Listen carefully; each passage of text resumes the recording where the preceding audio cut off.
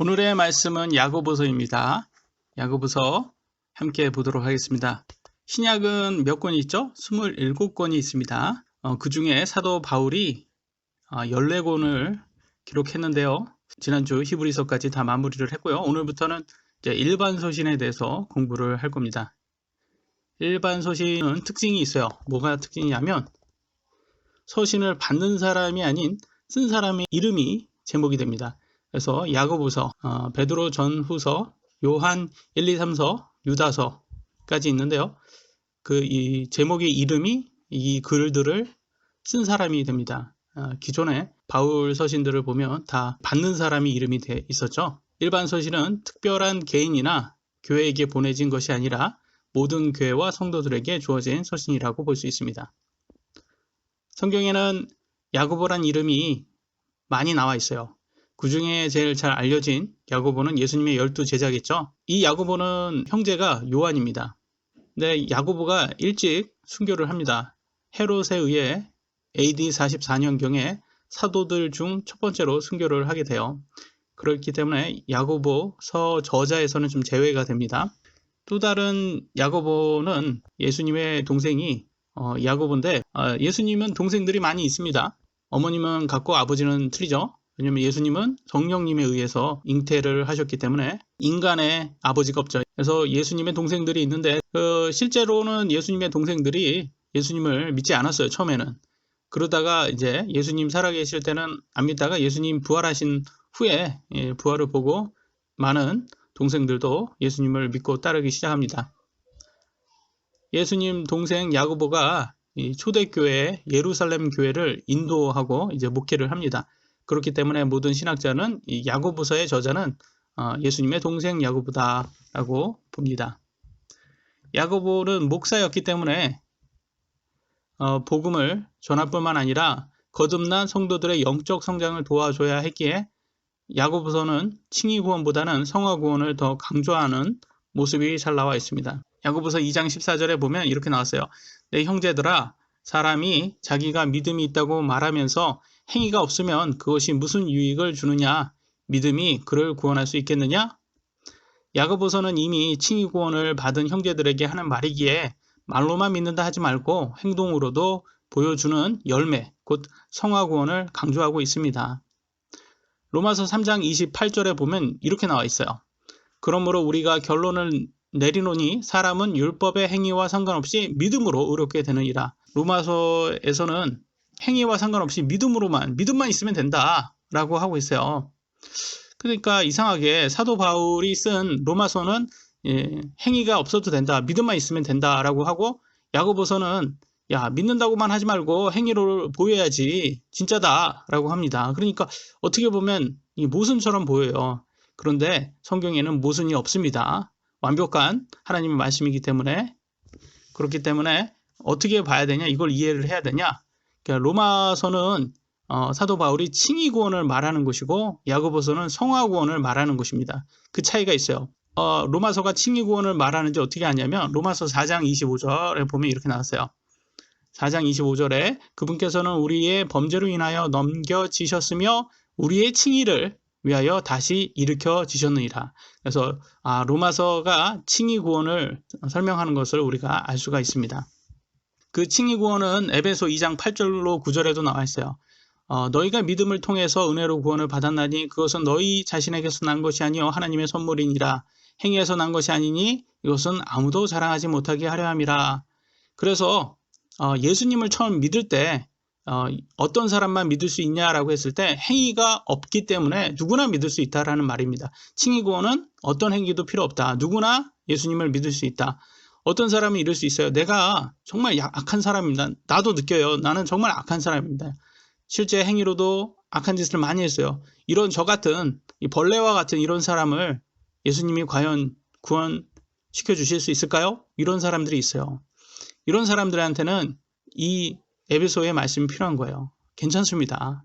당신이 아무리 악하다고 느껴져도 하나님은 당신을 사랑하시고 당신은 어떤 행위도 필요 없습니다. 그래서 당신은 예수님을 통해서 칭의 구원을 받을 수 있습니다. 라는 거예요. 그래서 칭의 구원이 아주 중요한 거예요. 아무리 잘못한 뭐 짓을 살인까지 했어도 진정으로 회개하고 예수님을 믿으면 누구나 칭의 구원을 받을 수 있다. 그런데 이제 칭의 구원을 받았어요. 그렇게 해서 칭의 구원을 받았는데 근데 여전히 구원 받기 전처럼 막 그렇게 문란한 짓을 하고 술을 마시고 세상 속에서 살아가면 그거는 이제는 성화 구원도 안 되면서도 기존에 받았던 칭의 구원까지도 진짜 칭의 맞나 이게 확실하지가 않게 되는 거예요. 오늘날 정말 이상한 교리들에 빠진 사람들이 있어요. 혹시 가나안 교회라고 들어보셨어요? 가나안 교회? 저도 이거는 뭐 인터넷을 통해서 듣게 됐는데 이 가나안을 거꾸로 하면 안 나가잖아요. 안 나가. 그러니까 요즘 교회들이 너무 부패됐다. 그러니까 나는 교회 안 나가 라고 하는 사람들이 가나안 교회라고 말하더라고요. 근데 이 운동을 하는 목사가 있어요. 야, 우리 가나안 교회로 하자. 오늘날 교회가 너무 문제가 많아 라고 하는 이 목사는 아주 극단적인 좌파이면서 동성애를 옹호하는 사람이에요. 그러니까 이 사람이 원하는 것은 모든 사람들이 교회를 나가지 않게 만들어서 제대로 하나님의 말씀을 배우지 못하게 하는 것이 이들의 주 목적인 거예요. 오히려. 그래서 사실 그 가나안 교회에 잘 빠지는 사람이 어떤 사람이냐면 내가 참 의롭다라고 자기애가 높은 사람들. 이거를 전문 용어로는 나르시시즘이라고 말하더라고요. 사실은 이게 정신병입니다. 정신병. 자기애. 오늘날 자기애를 높이자 그런 운동들이 많잖아요. 자기애. 이 자기애가 너무 많으면 그것도 문제인 거예요. 왜냐면 내가 완벽하다고 생각하는 거예요. 성경에는 안 그러거든요. 우리가 완벽하지가 않아요. 완벽한 존재가 아니에요. 왜? 죄인이기 때문에. 하나님이 우리를 완벽하게 만들어 주셨지만 아담의 원죄를 통해서 우리는 완벽하지 않게 되었단 말이죠. 때문에 우리는 지옥으로 갈 수밖에 없는 존재가 됐단 말이죠. 그런데 이 자기애를 자꾸 주입을 해가지고 당신은 완벽한데 이 교회가 썩었다. 그러니까 교회 나가지 말아라. 그래서 결론적으로는 하나님 말씀을 못 믿게 하려고 하는 이런 이상한 교리들이 오늘날 너무나 많이 있습니다. 그래서 칭의란 우리가 의로운 것이 아니라 예수님의 의가 우리를 대신해 줘서 칭해 준 거예요. 그래서 우리는 여전히 죄인이다. 그래서 예수님을 믿었지만 여전히 죄인입니다. 단지 지옥에 가지 않는 용서받은 죄인입니다. 그게 가장 중요한 거예요. 용서받은 죄인. 그래서 우리 스스로가 의롭다고 생각하시면 안 돼요. 우리는 그냥 용서받은 죄인, 여전히 죄인이에요. 그러나 예수님의 사랑으로 하나님의 은혜로 우리가 용서를 받은 것입니다. 얼마나 감사합니까? 근데 이 신천지를 보면요. 정말 의롭다. 자기 스스로가 너무 의롭다라고 생각을 많이들 합니다. 그러니까 자신들이 하는 것은 의롭기 때문에 어떤 거짓말을 해도 된다라고 생각해요. 똑같아요. 좌파들도 자신들의 목적은 너무나 정의롭기 때문에 얼마든지 거짓말을 해도 양심의 가책을 느끼지 않는다고 합니다. 이게 사실은 정신병입니다. 정신병. 왜냐하면 거짓말을 하면 마음이 찔려야지, 양심이 찔려야지 정상이잖아요. 근데 얘네들은 그게 게임과 같은 거예요. 게임. 여러분 혹시 마피아 게임이라고 아십니까? 마피아 게임은 실제 자기가 마피아에 걸렸어도 자기를 마피아라고 말하면 안 되는 거예요.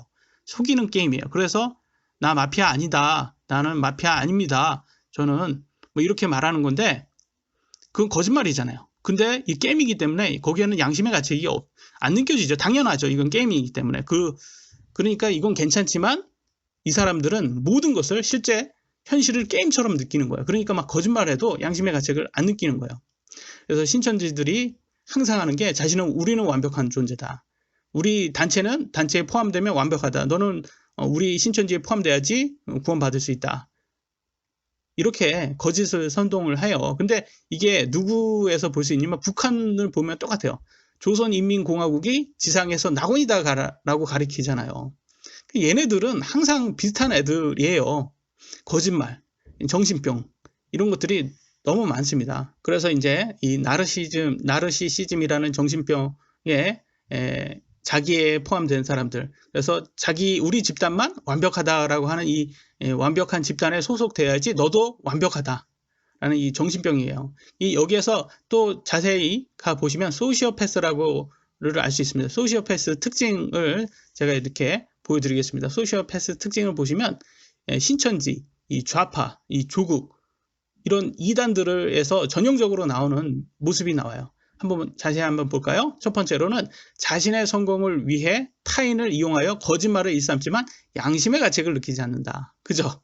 이 조국도 그렇고 신천지도 그렇고 막 포교를 할 때 자기가 교수다 사실은 거짓말이면서도 내가 도와주겠다 뭐 이러면서 아주 친절하게 다가오지만 사실은 그들이 하는 말은 다 거짓말이에요. 3명이 한 조가 돼서 한 사람을 타겟으로 해서 그 거짓말로 인해서 막 사람을 막 그렇게 거짓말로 속여서 가까이 가게 친해지게 되고 그들의 그의 필요를 채워주면서 그렇게 거짓말로 근데 이게 사실 다 거짓말로 하는 거예요.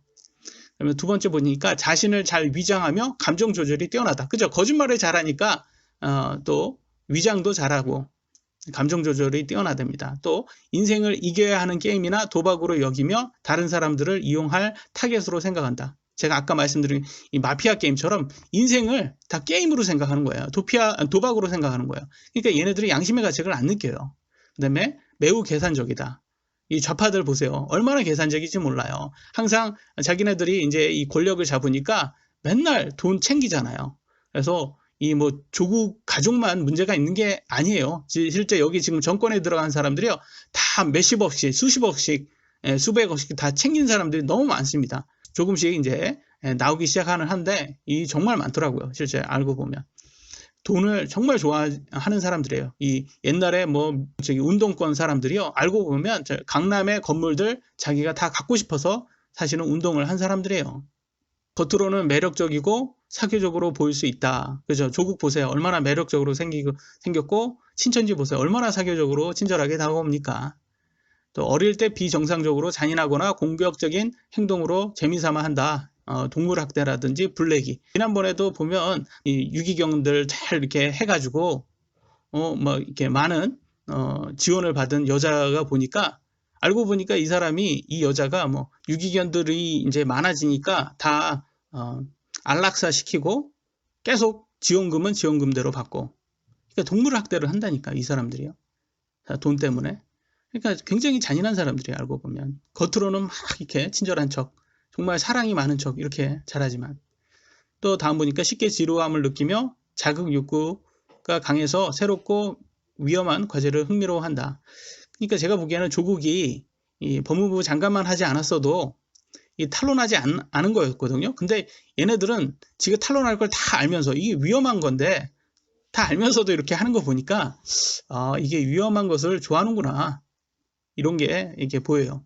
마지막으로는 자신의 잘못이 발각되면 거짓으로 후회하거나 반성하거나 동정심을 호소하면서 자신의 순진함을 강조한다. 뭐라고 하냐? 나도 피해자다. 신천지가 뭐랍니까? 우한 코로나가 이렇게 퍼지는데 나도 피해자다. 이제 가해자인데 피해자라고 지금 하고 있잖아요.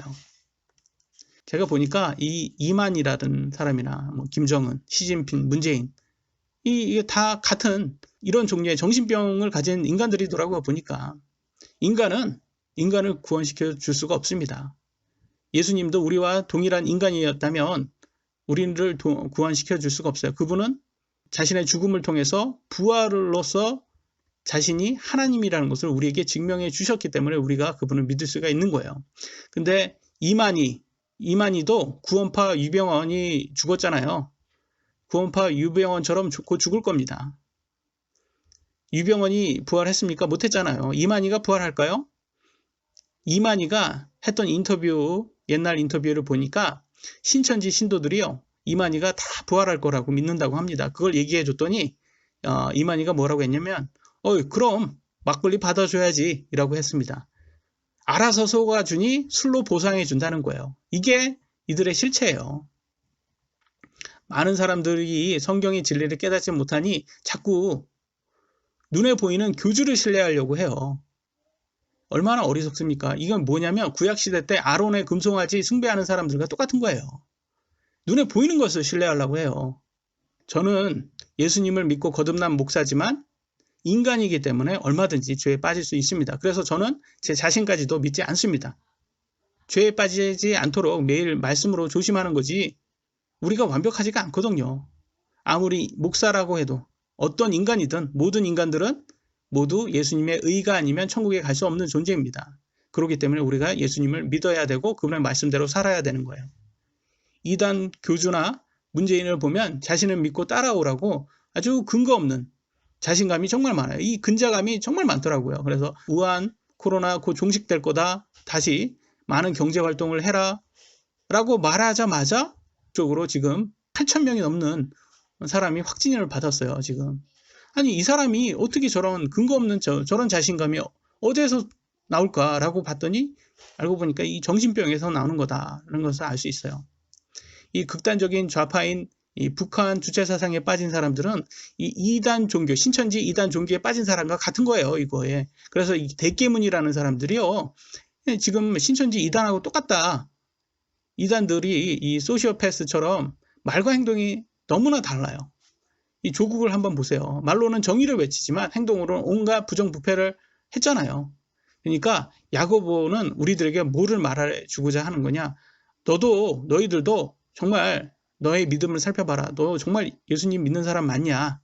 믿는다면 말로만 말하지 말고 행동으로도 보여줘야 된다. 이걸 오늘 야고보서를 통해서 우리가 배울 것입니다.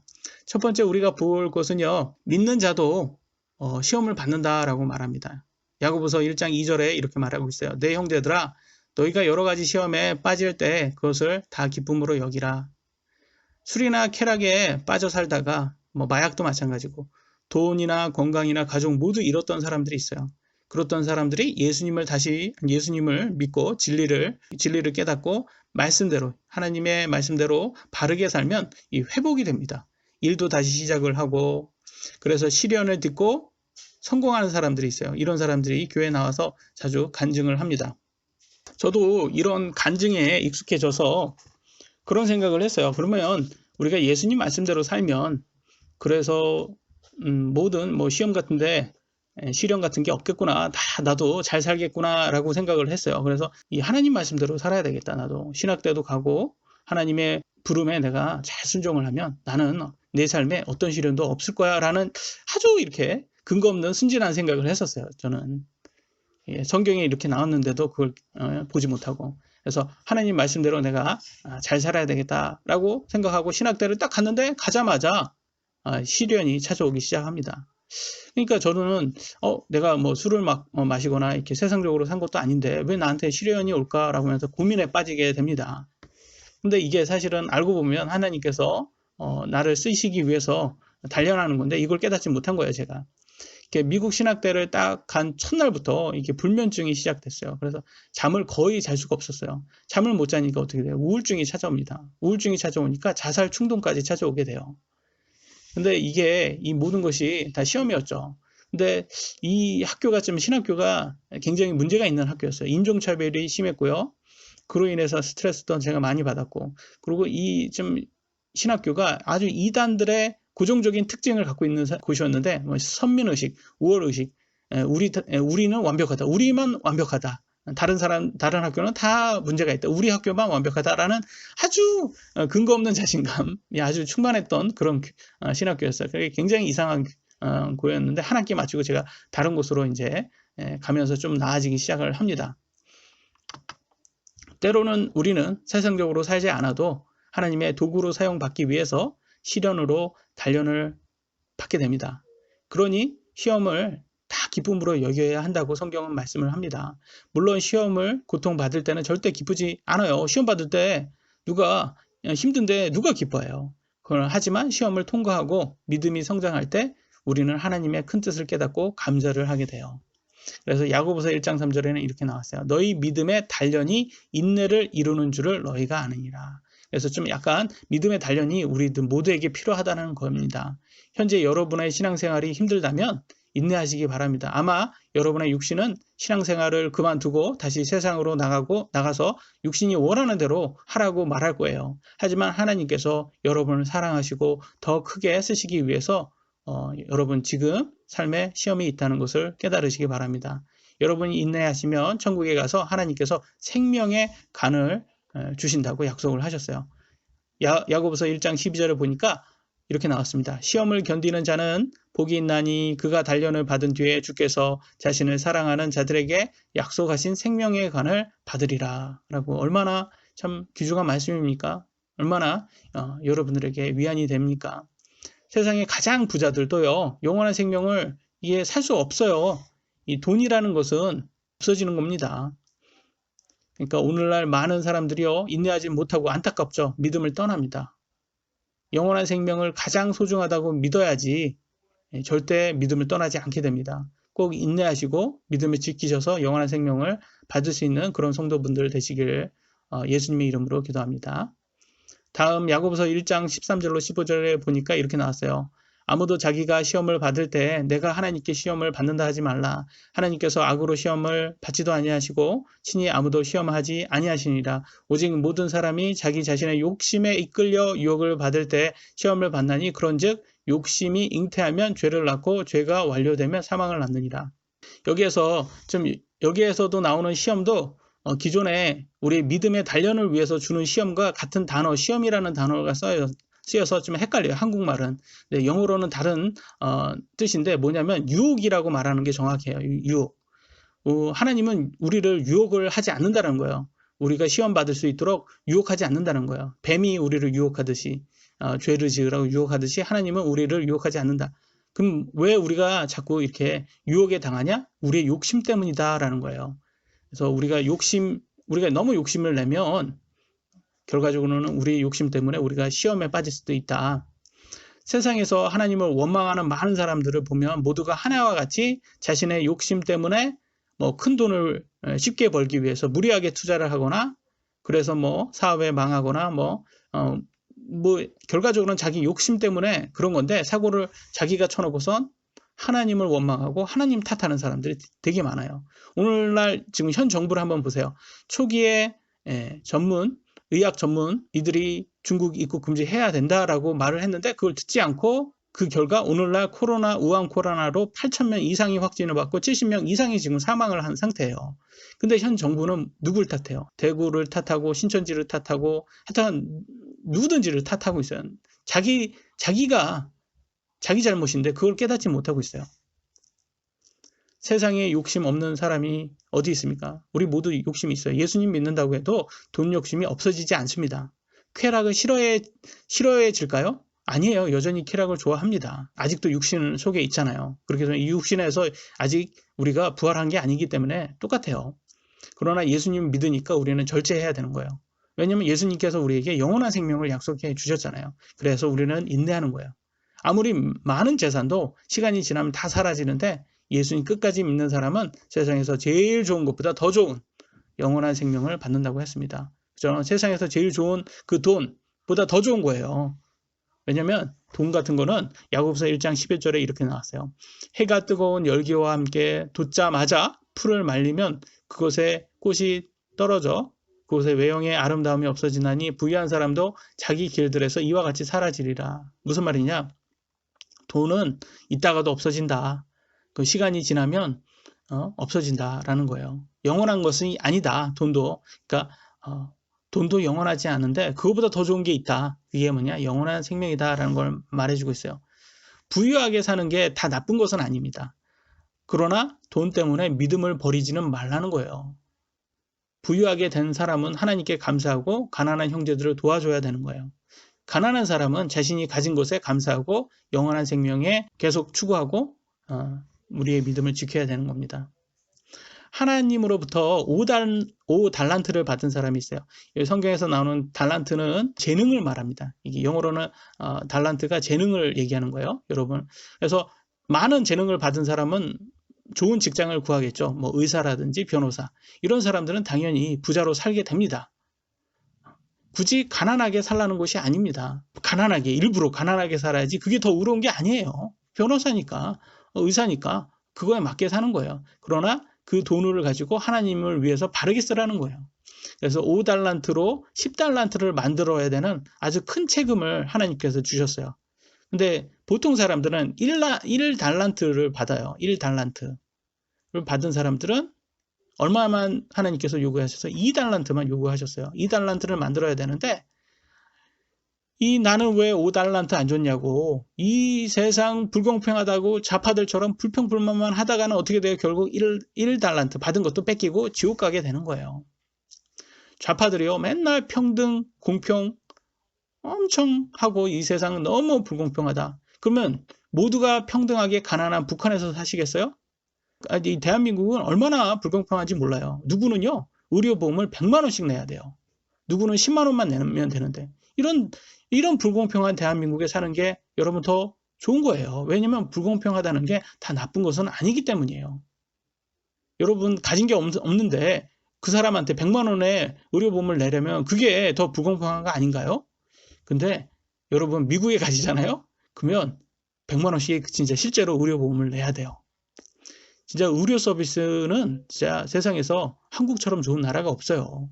이렇게 좋은 나라. 무슨 뭐 캐나다 같은 데 가면 의료보험이 뭐 무료다라고 하는데 거기는 암이 걸리잖아요? 그러면 이 기다려요. 순서를 기다려야 되는데 그 암으로 다 죽은 다음에 순번이 된다는 거예요. 그러니까 무료가 다 좋은 게 아니라는 거예요. 하나님은 공의로우신 하나님이세요. 공정하고 의롭게 심판하시는 그런 하나님이세요. 그 말은 뭐냐면 심판을 하신다는 거예요. 그러니까 하나님을 두려워하실 수 있어야 돼요. 하나님을 두려워하고 그분의 말씀대로 사는 게 가장 지혜로운 사람입니다. 두 번째, 행위로 믿음을 증명하기가 있어요. 야고보서 3장 8절로 9절에 이렇게 나왔습니다.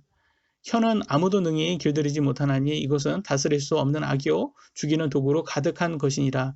그것으로 우리가 하나님 곧 아버지를 찬송하며 또 그것으로 우리가 하나님의 모양대로 만들어진 사람들을 저주하느니라. 오늘날 젊은 연예인들이 악플에 시달려서 자살을 합니다. 술 마시고 개가 된 사람들이요, 지나가는 사람들 그냥 뭐 쳐다봤다고 싸움 걸어서 사람을 죽이고, 층간소음이 있다고 사람을 죽이고, 보복운전으로 사람을 죽이고, 욱해서 사람을 죽이는 그런 세상이 됐어요.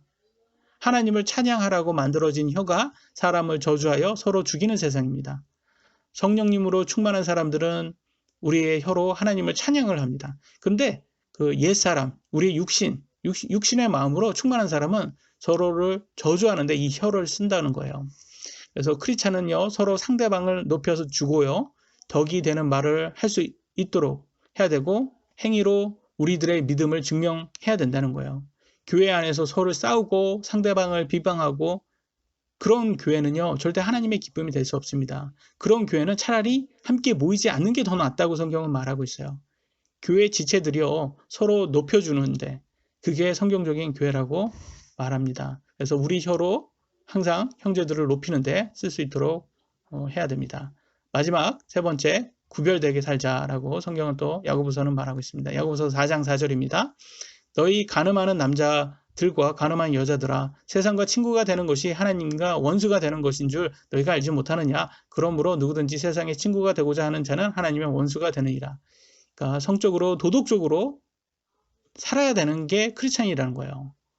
성적 도덕을 지키지 않으면 너는 세상과 같다, 세상의 친구다, 하나님의 원수다라고 말하는 거예요. 성적인 도덕성이 얼마나 중요함을 보여주고 있어요. 그러니까 오늘날 정말 어떤 사람을 보면 이해가 안 되는 게, 하나님을 사랑하는 크리스천이라고 말은 해요. 근데 삶을 보면 술을 마시고 바람을 피우고 세상의 트렌드는 다 쫓아서 명품 사고 뭐 누가 봐도 세상 사람인지 크리스천인지 전혀 구분이 안 돼요. 누가 봐도 그냥 세상 사람처럼 보여요. 근데 말로는 크리스천이라고 합니다. 성경은 분명히 성적 도덕성을 구별되게 살라고 말을 하고 있어요. 성경적으로 열심히 일하고 이렇게 잘못된 것들, 술이라든지 유흥이라든지 명품이라든지 이런 데에 돈을 쓰지 않으면요, 그리고 정직하게 일하고 열심히 저축을 하면 대한민국에서는 부족하지 않게 살 수 있는 그런 좋은 세상이에요. 그래서 성경에 하나님을 믿는 국가들이요, 대체적으로 잘 사는 나라들입니다. 북한하고 대한민국 한번 보세요. 왜냐하면 이 자본주의라는 게 성경에서 나온 거예요. 자본주의는 이렇게 악하고 선한 거가 없어요. 그냥 시스템이에요. 그걸 우리가 인간이 어떻게 쓰냐에 따라 틀려요. 근데 한국 드라마에서는 자본주의가, 이 개인주의가 아주 부정적이고 악하고 아주 부패됐고 그렇게 묘사를 하고 있어요. 근데 진짜 나쁜 게 그게 아니에요. 공산주의, 사회주의, 이기주의. 공산주의, 사회주의에서 왜 이기주의가 나올 수밖에 없는지. 개인주의는 나쁜 게 아니에요. 이기주의가 나쁜 거예요, 여러분. 그걸 말씀드리겠습니다. 이 공산주의라는 말이요, 사실 부정적이잖아요. 그러니까 이 공산주의를 쓰는 나라들도 이 공산주의라는 말을 안 써요. 그럼 뭘로 쓰냐? 사회주의라고 써요. 근데 둘 다 똑같은 공산주의입니다. 근데 북한은요, 부정부패가 너무 심하대요. 그래서 옛날 우리나라들도 이제 부정부패가 있었잖아요. 그거보다 더 심한 거예요.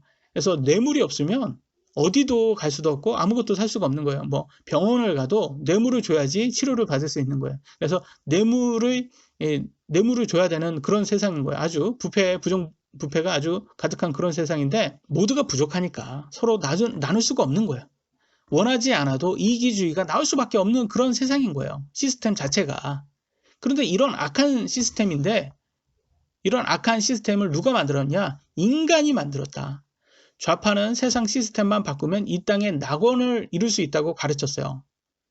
근데 그래서 만든 현실이 뭐가 나왔냐? 이 공산주의, 독재주의가 나온 거예요. 인간이 만드니까 이렇게 나오는 거예요. 왜? 인간은 죄가 가득하거든요. 그러니까 나오는 게 사망밖에 없는 거예요. 인간이 원하는 세상은 이런 사망의 세상밖에 안 나옵니다. 그래서 결과적으로는 4500년 전에 물의 심판을 받은 것이고 앞으로는 불의 심판을 받는다고 성경에 나와 있습니다. 그럼 이 심판에서 우리가 구원받을 수 있는 방법은 유일한 방법은 오직 예수님을 믿고 예수님 말씀대로 살아야 되는 거예요. 인간이 만든 시스템으로 살면 안 되고 예수님이 말씀대로 만든 시스템으로 이 자본주의라든지 이런 자유민주주의에서 우리가 살아야지 되는 거예요. 대한민국 교회들이요, 사실 너무 세상적으로 변했잖아요. 그래서 뭐 목사들도 굉장한 뭐 성적 도덕성도 떨어지고 또 돈에 눈이 멀어가지고 그런 부정부패가 심했잖아요. 그런 이 대한민국의 심판이 지금 오늘날 지금 받고 있는 거라고 우리는 생각을 합니다. 7년 전에 부산에서부터 이 좌파 기독교를 중심으로 이게 WCC 종교통합으로 배교를 하기 시작해요. 예수님 외에는 구원이 없는데 예수님 외에도 구원이 있다라고 사람들을 조장을 합니다. 선동을 하는 거예요. 그러더니 서울에서 동성애 퍼레이드가 계속 열리기 시작하는 거예요.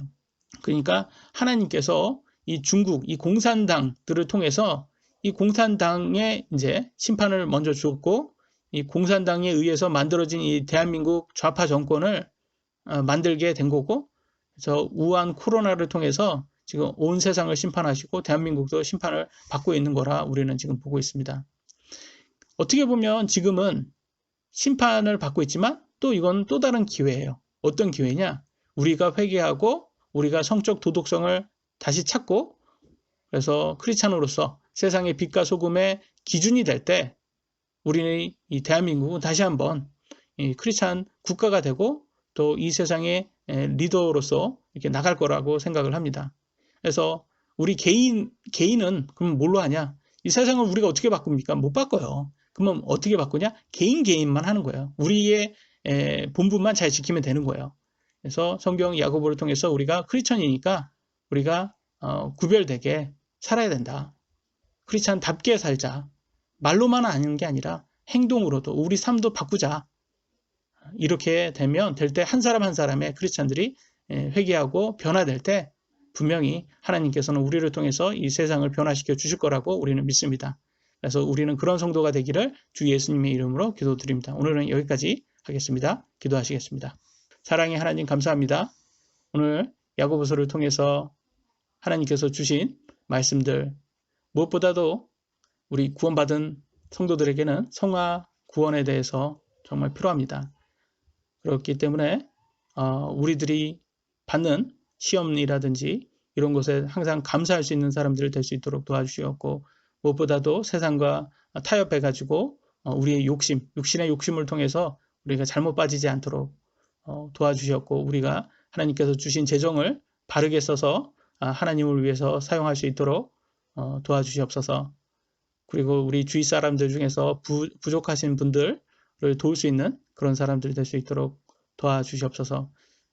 무엇보다도 우리가 하나님 말씀대로 말만 하는 것이 아니라 실제 행위로도 우리가 하나님 말씀대로 살 수 있는 그런 사람들, 무엇보다도 형제, 자매들이 서로를 존중하고 서로를 높이고 서로를 도와주는 그런 참된 그런 성경적인 교회가 될 수 있도록 도와주시옵소서. 각 개인, 가정으로는 무엇보다도 성적 도덕성을 잘 지켜서 가정이 구별되지 세상과 구별될 수 있도록 도와주시옵소서. 세상 사람들이 사는 그런 라이프 스타일을 쫓지 않고 정말 실제적으로 모범이 되는 그런 크리스찬들이 될 수 있도록 도와주시옵소서. 하나님 말씀대로 우리가 살면 우리 가정도 재정이 더 늘 거라고 우리는 다 그렇게 믿습니다. 예수님의 재림을 기다리는 그런 신실한 성도들 될 수 있도록 도와주시옵소서. 모든 말씀 사랑의 주 예수 그리스도의 이름으로 기도드렸습니다. 아멘.